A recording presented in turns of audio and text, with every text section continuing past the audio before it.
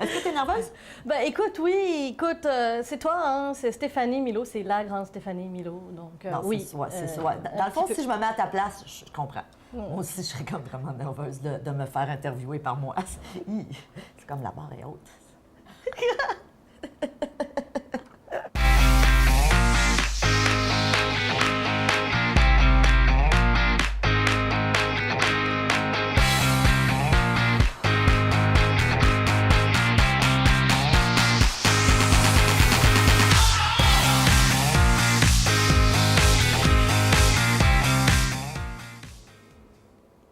Bonjour et bienvenue à Mastef TV, votre télé inspirante. J'espère que vous allez bien. Je me présente, je suis Stéphanie Milot et je me suis donné la mission de vous inspirer. Et c'est pour ça que je suis toujours à la recherche de personnes qui vont venir nous enseigner des nouvelles stratégies. Et aujourd'hui, on va passer à l'action. On va parler de comment est-ce qu'on fait pour passer à l'action. On va se donner des stratégies, des outils. Et j'ai la spécialiste en la matière avec moi. Alors, je vous la présente tout de suite. Son nom est Zara Issani. Zara, merci d'être là. Merci Stéphanie de me recevoir. Alors toi, c'est ta mission, hein? Tu t'es donné cette mission d'aider les gens. Mais moi, la question qui tue, que j'ai envie de te poser, c'est est-ce que c'est dur pour toi de passer à l'action ou est-ce que ça l'a déjà été? Ben écoute, oui et non, parce que oui, j'ai eu de la difficulté à passer à l'action, mais je restais pas longtemps dans le « je suis pas bien » et les freins. Okay. Donc, j'ai pas de problème de passer à l'action. Et je te dirais que c'est l'inverse. Tu sais, des fois, quand on monte des projets en tant qu'entrepreneur, on part le projet, puis là, au bout de 2-3 semaines, ça n'a pas fonctionné, fait qu'on se dit, bon, ben c'est peut-être pas la bonne affaire, fait que là, on change, puis là, on modifie, puis là, on modifie. Mais là, l'univers, c'est plus trop, là, c'est quoi qu'on veut, finalement. Je laissais pas le temps au temps. OK. Et donc, ma roue, je la tournais trop vite. OK. Donc, c'est un peu l'inverse aujourd'hui. Toi, tu passais beaucoup à l'action. Je passais beaucoup trop à l'action. Aujourd'hui, je suis plus, je le pars. Ouais. J'attends. OK. Et j'aide les gens à passer à l'action. Et t'aides les gens à passer à l'action. Et venons... Moi, je trouve ça intéressant parce que de parler des freins, je sais qu'il y a plein de gens en ce moment qui nous écoutent et qui disent « Mon Dieu, que je me reconnais. Oui, j'arrive pas à passer à l'action. » Peut-être qu'il y a des gens qui sont dans une relation en ce moment malsaine au niveau du couple ou une relation dans laquelle vous êtes plus satisfait. Il y en a que c'est au niveau professionnel. Ça, c'est vraiment ta tasse de thé. Tu aides des gens à, justement, peut-être changer d'emploi, changer de carrière, partir en affaires. C'est quoi ces freins-là? Et tu m'as dit, avant l'entrevue, je vais te donner le frein, puis je vais te donner la stratégie. Oui, définitivement. J'ai hâte. Oui. Alors, écoute, la première chose, c'est le sens. Trouver le pourquoi on fait les choses. Ouais. Pourquoi, c'est notre essence, en fait. Retrouver qui on est. Parce que finalement, on est toujours dans le métro-boulot-dodo, le quotidien qu'on connaît, qui fait qu'on ne prend plus le temps de savoir si on a envie, si on n'a pas envie. On fait les choses machinalement. On dit oui à quelqu'un sans réfléchir. On fonce, on déménage, on fait plein de choses, mais sans vérifier si à l'intérieur, ça fait quoi. Okay. Donc aujourd'hui, la base et la stratégie, ce serait premièrement, je repars avec les 5 sens. Okay. Juste quand vous choisissez de boire votre café le matin, prenez juste une gorgée, puis vérifiez, c'est-tu vraiment ça que j'aime? Ou de l'eau chaude, ou du thé. Est-ce que je préfère boire du chaud ou du froid le matin? Quand je mange mon repas, quand je le vois déjà, regardez-le, regardez votre assiette, comment elle est montée, mangez les couleurs déjà, regardez ce que ça fait à l'intérieur, ravivez cette flamme-là, c'est quoi? Et l'enfant intérieur, hein, je veux dire la petite Steph, là, la petite Zara, là, elles savent. Ouais. Hein, on est émerveillés, tout ce que tu fais, tout ce qu'on fait. C'est elles qui sont en train de nous guider, finalement. En fait, moi, je le vois comme ça. Ouais. Et c'est vraiment de leur donner cette place-là à nouveau. Et là, j'entends dire mon mari qui me disait, ben là, franchement, tu veux que je sois un enfant 24 heures sur 24, puis, tu sais, ça se fait pas à 42 ans. Hein? Ben oui, ça se fait. Parce que les enfants, eux, sont très, très collés sur ce qu'ils aiment. C'est ça, oui, tu as raison. Exactement, c'est facile pour eux. Donc, repartir, ne serait-ce que quand vous choisissez votre robe, quand vous choisissez vos vêtements, quelle couleur vous avez envie de voir, quel tissu vous avez envie de toucher. Donc, vous reconnectez à ça, qui va vous amener après aux valeurs, déterminer vos valeurs. Donc, il n'y a pas 15 valeurs, là, les 2-3 essentielles avec lesquelles vous êtes capable de partir. Il y a même, à un moment donné, un exercice que je donnais, c'est un mind mapping, sortir les mots qui vous viennent le plus possible sur des thèmes. Donc, par exemple, la santé, qu'est-ce qui vous vient? Le couple, qu'est-ce qui vous vient? Le travail, qu'est-ce qui vous vient? Et regardez les thèmes qui reviennent souvent. Parce que ça va vous donner, OK, ben, je veux liberté, flexibilité. Ben, peut-être qu'un travail de 9 à 5, c'est peut-être pas l'idéal pour moi. Parce que j'ai une famille, j'ai des enfants, je voudrais être là, je veux mieux cuisiner. Mais ça permet de prendre des décisions. Quand il y a un choix qui arrive où on offre un travail à cette dame-là qui veut flexibilité, liberté, on lui dit 9 à 5, tu gagnes 5 000 $ par semaine. Ouais, c'est vrai que j'ai mon argent que j'aime, mais ça ne répond pas à ça. Donc, c'est non. Ça permet beaucoup plus facilement de prendre nos décisions, en fait. Au lieu de rester dans cette... De se reconnecter. Reconnecter à soi. Donc, un frein, ce que je comprends, c'est dès que j'ai perdu ce contact-là, c'est un frein. C'est un frein pour passer à obligatoirement, l'action. effectivement. Okay. Et une fois qu'on a découvert qui on est capable de savoir ce dont on a besoin. Et là, on va aller mettre en place des objectifs. Okay. Et les objectifs, on les connaît, hein, SMART, on le sait. Par contre, moi, je vais d'abord peut-être rappeler SMART, c'est quoi? Donc, spécifique, mesurable, atteignable, le R, réalisable, et le T, dans le temps. Donc, vraiment que ce soit clair, précis. Mais j'ai envie de faire une distinction entre le rêve et l'objectif. Parce qu'il y a le rêve, hein, on dit toujours, ben, je rêve de pouvoir faire des voyages. Je rêve de pouvoir avoir une belle maison. Je rêve de pouvoir de partager des bons repas, etc. Mais ça reste dans le rêve. Le rêve, il n'y a pas de passage à l'action. C'est si un jour je peux, je le mettrai en place. Mais c'est quand? Alors que moi, je dis maintenant, prenez votre rêve. Prenez celui que vous pensez qui est le plus atteignable, le plus facile à avoir, et mettez-le en objectif. Et si vous avez de la difficulté, parce qu'il y en a plusieurs, imaginez-vous un arbre avec plusieurs fruits, puis regardez le fruit le plus mûr à aller cueillir. C'est lequel qui est le plus facile? Et c'est avec ça que ça va être beaucoup plus facile, parce qu'il y a des gens qui vont dire « Oui, mais je veux aller prendre ce fruit-là. » Oui, mais il n'est pas encore mûr parce que tu as des étapes de conscience à faire, tu as des process, tu as un processus à passer. Va donc cueillir celui-là, puis celui-là va t'amener à celui-là, puis celui-là va t'amener à celui-là. Et donc, la première chose, c'est vraiment, une fois qu'on a trouvé son identité, mettre des objectifs, transformer les rêves en objectifs, parce que vos rêves vont rester des rêves sinon. Ce que tu nous dis, dans le fond, c'est qu'un objectif est beaucoup plus tangible qu'un rêve. Qu'un rêve, mais oui. Ben, le rêve, on est trop dans ben, ce serait le fun. Ce serait donc ben le fun. Puis ça reste là. Il n'y a personne qui travaille pour. Tandis qu'en objectif, vous faites une vision board, par exemple. Vous prenez un carton, vous collez. Et je l'ai fait récemment. Et j'ai pensé à toi parce que j'ai mis l'immobilier en phare, en gros, en gras. Et vraiment, et en fait, c'est ça qui a fait que, ben là, OK, c'est clair. Et j'ai plus de rêves. J'ai des objectifs. Et les rêves, oui, peut-être qu'ils vont, une fois qu'on va atteindre un certain objectif, il y a peut-être d'autres rêves qui vont arriver que je me transférerai après. Parce que c'est toujours ça, l'horizon, il se pousse toujours. Hein? À chaque fois qu'on a quelque chose, c'est jamais terminé, c'est bon. Mais c'est ce qui fait qu'on est en vie aussi, c'est le fun. C'est ça. Mais tout ça pour dire que mettez-le. Et n'oubliez pas que si vous ne savez pas, si vous allez au restaurant, par exemple, et puis que là, vous dites, ben là, je veux pas de salade, je veux pas de tomates, je veux pas d'oignons, je veux pas d'ail, l'huile, mais c'est quelle huile d'olive? Ça devient bien compliqué. J'en ai prendre un gros accent, là, mais... C'est correct! Bien compliqué! La québécoise ressort en elle! Bien compliqué d'attendre vraiment ces objectifs-là, parce que le serveur, il va vous dire, mais OK, c'est quoi tu veux? Et ça, tu le sais, avec la loi d'attraction, on en a... Oui, bien, moi, je le sais, mais des fois, on l'oublie. Puis les gens ne le savent pas nécessairement. Très souvent, les gens focusent sur ce qu'ils ne veulent pas. Tu as tout à fait raison. Au lieu de pointer, voilà ce que je veux. Exactement. Et là, comme tu dis, puis que tu nous l'apprends, c'est plus juste un rêve, c'est OK, voilà la vision que j'ai, comment je la transfère en objectif. Il faut la transformer. Vous devez la transformer en objectif si vous voulez vraiment le voir arriver. Sinon, ça ne sert à rien. Parmi dans tes freins, continue. Est-ce que...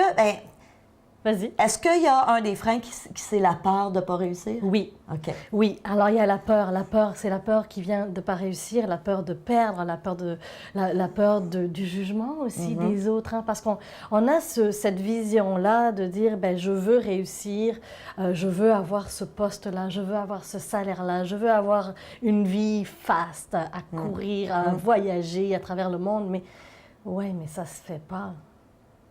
dans ta famille, ça se fait pas, là. Tu sais, on est né pour un petit pain, là. Tu n'es pas censé vouloir ça, là. Ça se fait pas de vouloir de l'argent. Ça se fait pas vouloir réussir. Puis définitivement, il y a plein de peurs qui empêchent.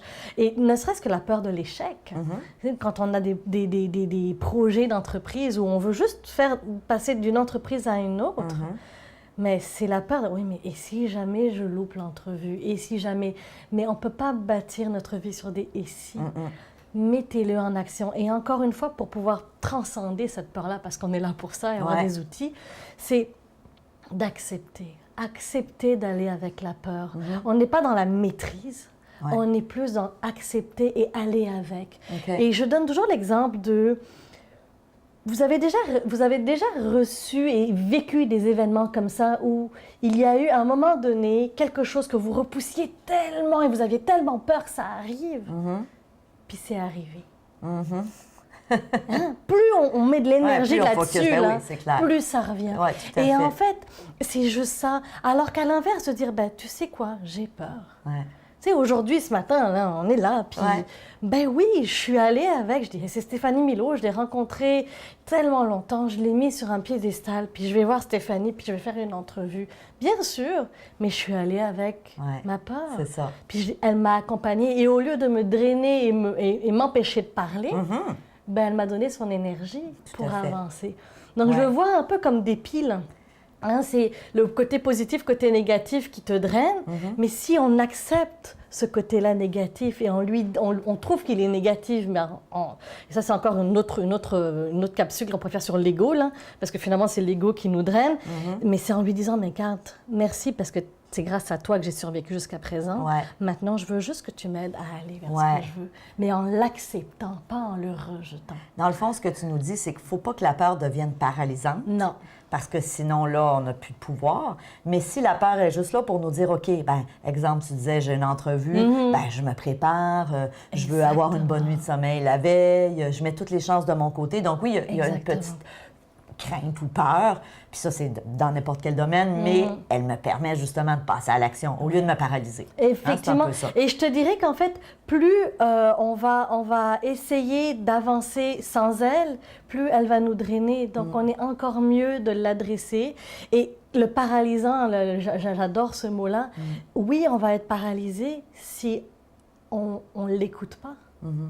Plus elle va grossir et plus c'est là qu'on va se retrouver à OK, je veux, mais oui, mais non, je peux pas, non, oui, mais et finalement, il n'y a plus rien qui se fait. Figée, là. Alors que si tous les jours, on la prend avec nous, moi, je l'ai personnifiée. J'ai une image de moi, c'est la petite Zara, elle a 6 ans, puis je la vois, là. Je ferme mes yeux, je la vois, elle est habillée avec la robe verte, puis c'est une photo de moi que je détestais, mais que j'ai appris à aimer. Une photo? Oui, c'est une photo, c'est l'image de moi, mais que j'ai appris à aimer, qui me parle aujourd'hui, qui bouge et qui est dans mon imaginaire, mais qui me parle et qui me parle de mes peurs. Et c'est ce que j'enseigne aux personnes qui viennent me voir. Wow! Donc, oui, il y a un autre frein aussi dont je voulais te parler, tu sais, c'est... le faire. Je ne sais pas si tu connais les blessures de l'âme. Donc, il y en a 5. La blessure dont je voulais te parler, c'est l'injustice. L'injustice où on est dans la blessure du rigide, où on fait les choses. On fait. On est dans le faire. On doit faire les choses. C'est-tu les blessures? C'est-tu les bourbeaux? Oui, oui, définitivement. Et d'ailleurs, elle a écrit un super livre là-dessus. Et vraiment, ces blessures-là, surtout celles-là, on est tellement dans le monde du faire qu'on ne sent plus. Donc, ce qui se passe quand on est dans ce problème de passage à l'action, on n'arrive pas à sentir ce qui se passe à l'intérieur de nous. On n'arrive pas à se reconnecter à nous parce que ce masque-là, il est là. Donc, en gros, le mécanisme, c'est quoi? C'est que l'enfant, quand il est né, il était lui et son père ou sa maman lui a dit, ben non, ne fais pas ça, sois comme ça. Et il apprend que, bon, mais pour être aimé, eh ben, je dois adapter mon comportement, je dois me changer. Et au lieu de rester qui il est dans son essence, eh ben, il prend le comportement qu'on lui a dit qui était bien. Et donc, toute sa vie, il bâtit comme ça. Et donc, aujourd'hui, il y a des personnes qui sont tellement dans le faire, je fais beaucoup de choses, qu'ils n'arrivent plus à sentir. Et donc, c'est vraiment, moi, j'appelle ça le bon militaire. Là. On fait les choses, c'est des gens qui ont une to-do list. Et bon, j'étais pareil en passant. J'avais une bonne to-do list, puis je cochais et je mettais juste mon attention sur ce qui n'avait pas été fait plutôt que sur ce qui avait été fait. Mais c'est ça. Et donc, quand on est dans ce faire-là, le problème, c'est que oui, on fait plein de choses, mais pas forcément des choses qui remplissent notre objectif. Et c'est quelle blessure que tu as? L'injustice. L'injustice. Ou là où on va porter le masque du rigide, où là on ne sent pas et on fait les choses. Et il y a des bons côtés à ce masque-là, hein, parce qu'il y a toujours le positif et le négatif. Parce que dans ce bon côté-là, grâce à ça, on est capable de faire ce qu'on est en train de faire dans nos métiers. On a des agendas très serrés, on arrive à faire des suivis. On est responsable. On est responsable. Ben oui. On est à notre affaire. On suit beaucoup, tu vois. Et donc ça, c'est aussi une caractéristique positive du masque. Mais à l'inverse, on fait plein de choses. Comme moi, au début, il faut être honnête, il y a 5 ans, quand j'étais entrepreneur, j'avais 35 projets différents. J'avais ni queue ni tête, je courais partout. Mais je ne voulais pas m'arrêter pour dire, non, mais ça ne marche pas. Il fallait les faire. Je ne voulais pas me dire que ça ne marchait pas. Donc, oui, j'étais dans l'action, mais pas dans la bonne action. Donc, de prendre un step back en disant, ben, OK, là, je fais plein de choses. Non. C'est trop, ça ne me satisfait pas. Et je vais arrêter, je vais m'asseoir dans mon salon, là, puis je vais sentir ce qui est là. C'est pas facile. Et je le donne, hein, et je le fais beaucoup avec mes enfants. Écoute, juste 5 minutes, là. Juste à rien faire. Faites-le, vous allez voir qu'au bout de 30 secondes, 45 secondes, vous serez levé pour dire « Ah ouais, j'ai oublié de... » Faut aller faire quelque chose. Faut aller faire quelque chose. On ne peut pas rester. Et pourtant, on a besoin de ça pour pouvoir actionner, pour pouvoir savoir quel est le chemin. Puis ne serait-ce que, écoutez, tu sais, je travaille beaucoup avec le corps physique, émotionnel, mental, puis spirituel. Je rajoute beaucoup ces temps-ci ce quatrième outil que vraiment, je trouve, qui ne peut pas être dissocié des autres. Et pour recevoir la bonne information, pour pouvoir faire de la bonne manière en fonction de qui vous êtes, ben, il faut vous arrêter. Il faut s'arrêter pour le sentir, sinon c'est impossible. Et je trouve ça intéressant parce que je trouve que tu as raison. La plupart des gens sont dans l'action, le faire, mais pas nécessairement dans la bonne action. Et toi, quand tu dis « j'enseigne à passer à l'action », c'est l'action justement qui vient d'ici, l'action qui va faire que je vais avoir l'impression que ma vie a un sens, que je suis sur mon X, on utilise souvent cette expression-là, que je réalise ma mission de vie. Et je sais que toi, tu la réalises. J'étais déjà... c'est pas la première fois qu'on se rencontre. Zara, tu aides des entrepreneurs. Tu enseignes aussi le lancement d'entreprise. Donc, tu aides les gens à faire ce pas-là pour être en mesure de passer à l'action, pour leur permettre aussi d'identifier c'est quoi leurs freins à eux, j'imagine. Définitivement. Parce qu'on a chacun nos freins. Hein? On a tous nos freins. Et même moi, enfin, dès qu'on a un nouveau projet, on le regarde puis on se dit est-ce qu'on va être capable? Et puis après, on met les choses en place, la vie nous amène les bonnes personnes. Et puis là, on dit ah ben oui, finalement, on est capable. Mais il y a toujours cette petite hésitation qu'aujourd'hui, toi et moi, bon, comme on est dans la connaissance et on est dans l'introspection, on est capable de juste décoder et puis passer et puis vérifier ce qui se passe, accepter et avancer. Que la majorité des gens n'ont pas forcément, parce qu'ils ne l'ont pas forcément appris ou ils ont eu des modèles qui n'ont pas fonctionné et puis ils restent bloqués avec ça. Est-ce que tu vois des fois dans ta pratique des gens qui se sont justement pendant des années pas écoutés et qui, comme tu le disais, peut-être peuvent se retrouver même dans des états soit d'épuisement professionnel ou de dépression parce qu'ils se sont trop éloignés de leur mission de vie ou de leur... Bien sûr. Mais je te dirais que ces personnes-là, le burn-out, la dépression, peu importe ce qui leur arrive, c'est l'outil pour les ramener à leur essence. Je dirais même la maladie. Moi, je crois beaucoup qu'on s'attire des maladies. Et là, je sais que je ne fais pas l'unanimité. Moi aussi, je suis d'accord avec toi, mais on n'ira pas sur ce sujet-là, mais on est d'accord. Non, c'est ça. Mais je pense que la vie nous amène tout ce qu'il faut. Notre corps, c'est notre baromètre. Dès qu'il y a une émotion, on sait qu'il y a quelque chose qui va mal. Alors, juste adresser l'émotion. OK, bon, mais voilà, qu'est-ce qui se passe ce matin? Ah, il y a ça. OK, bon, ben, on va l'adresser. On va écouter la petite Zara, on va écouter le petit enfant intérieur et puis on va avancer avec ça. Et je te dirais, tu sais aussi, ce qui embête et ce qui freine dans le passage à l'action, c'est cet idéal que l'on a. Je ne sais pas toi si tu avais un idéal quand tu étais jeune, mais moi, entre 8 et 10 ans, je me voyais là en haut d'une tour, en costume bien vraiment tiré, en train de gérer des multinationales. Oui, t'es sérieux? En train de gérer une multinationale. Là. Tu sais, j'avais 8-12 ans là, à peu près. Là, tu sais. Puis, arrive avec tout le parcours que j'ai eu les 5-6 dernières années, ça n'a pas vraiment été ça, tu sais, comme genre. Puis c'est ça qui fait que à 30 ans, tu sais, tu arrives, tu fais un bilan, puis tu dis, ouais, mais non, mais ça fonctionne pas. Et le problème, c'est que tu tombes parce que tu avais cet idéal-là, puis tu dis, oui, mais ça marche pas avec ce que j'avais prévu. Mes plans de base ne fonctionnent plus. Et je me souviens, j'ai parlé beaucoup avec mon père, et là, ça se peut bien que j'ai les larmes aux yeux, mais je parlais avec mon père, je dis, papa, la barre, elle est trop haute, c'est trop difficile, parce que mon père est entrepreneur. OK. Puis j'ai dit, papa, j'y arriverai pas. Il me dit, mais tu n'arriveras pas à faire quoi? Mais tu m'as toujours dit qu'il fallait que je te dépasse. Ah. Tu m'as toujours dit qu'il fallait que je fasse mieux que toi, que les enfants sont censés faire mieux que moi, que les parents. Et je pleurais. Écoute, c'était pas, il n'y a pas si longtemps, là. Et j'ai dit, mais papa, c'est trop. Et il m'a dit, mais Zara, tu m'as déjà dépassée.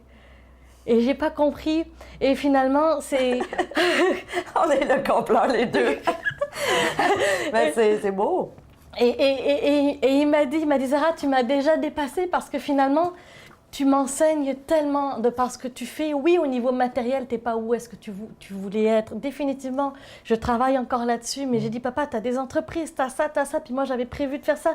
Puis je voulais aller enseigner à travers le monde, je voulais donner des formations à travers le monde, puis je voulais aider, mais j'y arrive plus, je sais plus, puis je pleure. Puis tu sais, quand il y a tout qui lâche là, puis t'es coach là en plus. À travers tout ça, là, c'est que tu te sens coupable parce que tu dis, oui, mais attends, comment tu peux te retrouver là, puis aider en même temps? Mais ça a permis de soigner tellement. Puis quand papa m'a dit, mais Zara, tu l'as déjà atteint. Ça t'a enlevé. Et c'est là que j'ai reposé la question. Tu sais, on se met toujours des objectifs. On nous dit, ben, tu veux atteindre les étoiles. On te dit, ben, ou c'est la lune ou l'inverse, ou je sais plus lequel qui est le plus loin. Là. Mais en tout cas, mais d'arriver à... Oui, on se met des attentes tellement hautes que... Franchement, après cette discussion-là, j'ai pris ma barre, là, puis je me suis assise dessus. J'ai dit, pour le moment, là, je la veux pas en haut, je la veux à côté de moi. On va avancer pas à pas. Je vais plus la mettre là, je veux plus d'attente. Parce que t'es toujours déçu, sinon. Mais on est toujours déçu. Puis c'est correct de dire, je veux être... Oui, mais je suis quelqu'un là, je peux-tu en profiter de qui je suis là? Au lieu de dire, ben, je peux être... J'ai peut-être pas fait le tour du monde encore, mais... Je peux aider aujourd'hui. C'est clair, tu le fais. Et je le fais actuellement de plus en plus. Tu es une maman accomplie, tu es une épouse, tu es une femme d'affaires. C'est exactement ça. Et les choses viennent à moi, et j'ai fait les choses sans pression. Qui fait que la créativité est revenue. Les idées, les plaisirs est revenu, tout est revenu au bon moment. Donc c'est pour ça que je dis, si pour les personnes qui ont un idéal, je dis pas que c'est mauvais, revisitez-le. Allez revoir vos rêves. Est-ce que c'était encore des rêves que je veux encore aujourd'hui? Est-ce que ça fait du sens? Moi, je me voyais avec un château avec 8 chambres, là, parce que les gens ici, tu sais, je vis ici maintenant, puis j'aimerais ça que les gens viennent me voir plus, puis je me dis, OK, je vais avoir une maison avec 6 chambres pour que la visite puisse venir me voir, puis... Mais bon, me voir quoi? Une fois par année, 15 jours? C'est ridicule d'avoir une maison de 6 chambres. Ils dormiront tous dans la même chambre, hein? Ben, au pays, exactement! Mais tu sais, tu te dis, mais tu sais, tu revisites tes objectifs, tu revisites tes rêves, tu revisites ton idéal pour pouvoir te mettre moins de pression et avancer. Ça, c'est définitif l'idéal et qui va avec les attentes, là. Et par contre, je veux faire un bémol, c'est normal d'avoir des attentes si vous avez une entente claire à la base. Tout à fait. Écoute, moi, ce que je retiens, puis je trouve intéressant, c'est que, dans le fond, tout ça, cette pression-là que tu te mettais, c'était parti d'une perception que tu avais de ce que ton père t'avait enseigné, mais dans le fond, tu avais juste mal interprété ce qu'il voulait dire. Ben oui. Tu dois me dépasser dans ta tête. C'était, je dois être une femme d'affaires, prospère, je dois gagner énormément d'argent, je dois avoir mon château. Dans le faire et dans le avoir. Et pourtant, lui, à son regard, à ses yeux, tu es déjà rendu beaucoup plus loin. Exactement. Et une chance que tu as eu cette discussion avec lui. Oui. Et puis ça, je trouve ça intéressant parce que je me dis, pour les gens qui nous écoutaient, peut-être que justement, on a certaines conceptions de ce que, comme tu dis, de notre monde idéal, mais de se reposer la question, de s'ancrer, de dire, attends, c'est-tu vraiment ça que je veux? Qu'est-ce qui est important pour moi? Est-ce que ce château de 8 chambres va vraiment me rendre heureuse? Pas certaine. Ben non, pas certaine. Effectivement. Puis je te dirais qu'on est beaucoup dans le avoir et le faire, dans le paraître. Hein. On regarde les journaux, on regarde même sur Facebook. Hein. Nous, on travaille sur Facebook, donc on voit partout, les voyages, les machins, donc tout est sur Facebook et on se compare. Et ça, c'est terrible parce que finalement, d'abord, on ne sait pas si la moitié est vraie. Puis deuxièmement, c'est beaucoup trop. Ouais. On se met beaucoup trop de pression, alors qu'en fait, il y a un processus. Je ne pourrais pas demain matin faire des conférences internationales. Je ne sais pas comment gérer l'horaire, je ne sais pas comment gérer le décalage. Il y a plein de choses que je vais devoir mettre en place avant d'y arriver. J'ai besoin d'en faire un ou deux avant. Et encore là, je suis en train de me repositionner sur c'est quoi je veux à ce niveau-là. Tu vois, donc c'est tout ça qu'on a besoin. Et j'encourage les personnes qui nous regardent de parler avec vos parents si vous êtes capable de le faire. Parce que là, j'ai parlé de ça avec mon père, mais on a revu la relation à l'argent. Parce que comme tu le sais, depuis 2 ans, je travaille sur la relation à l'argent. Ben, je dis, papa, les croyances, là, on peut-tu les reprendre une par une, puis revisiter ces croyances-là? Puis on est en train de le faire ensemble, puis on est en train... Et c'est magnifique. Ben, je comprends. Parce que lui, il n'était pas au courant de tout ça, puis moi, ben, je réalise des effets et des conséquences, puis je dis non, ça ne marche pas, il faut que ça change. Et là, je fais, OK, on peut-tu le faire ensemble pour que ça va nous aider? Il travaille encore, ça va nous aider encore. Wow. Fait que revisiter tout ça avec vos parents, là, s'ils sont ouverts, vraiment, c'est magnifique. Il y a un autre point encore dans le passage à l'action, tu sais, on a parlé un peu du manque de confiance. Tu sais, ce manque de confiance qu'on a, où on grandit, puis malheureusement, la vie a entaché notre confiance. Et il y a eu des événements où, comme dirait un ami, on a choisi d'être entaché là, par la situation, parce que quelque part, on s'est laissé toucher par la situation. C'est la signification qu'on a donnée aussi. Effectivement. Mais bon, après, on est jeune, on a 6 ans, on a 2 ans, on a 15 ans, donc c'est sûr qu'on est jeune. Mais on a entaché. Donc, il y a quelque chose au niveau de l'estime qui est brisé, qui nous empêche d'avoir confiance, qui fait qu'on se base sur le passé. Oui, mais j'ai pas réussi, alors pourquoi ça marcherait encore? Pourquoi? Et si je devais me baser là-dessus, même mon bureau de consultation, de coaching que j'ai ouvert, écoute, je pensais l'ouvrir, puis j'allais avoir plein de clients. J'ai fait une cliente dans mon année. OK? Donc, si je fallait que je me base là-dessus, là, j'aurais déjà fermé boutique depuis bien longtemps. Depuis là, c'est ça. Donc, ne pas regarder le passé, mais je vous dirais, faites un exercice à la maison. Prenez un billet de 20 $, puis froissez-le.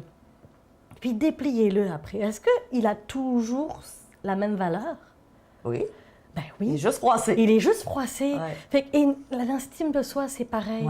J'ai eu un professeur d'espagnol, à un moment donné, à 16 ans, je suis allée dans sa classe, puis j'étais pas bonne. Puis j'ai eu beaucoup de difficultés à l'école. Et je suis allée la voir, puis j'étais en pleurs. Je dis, madame, expliquez-moi.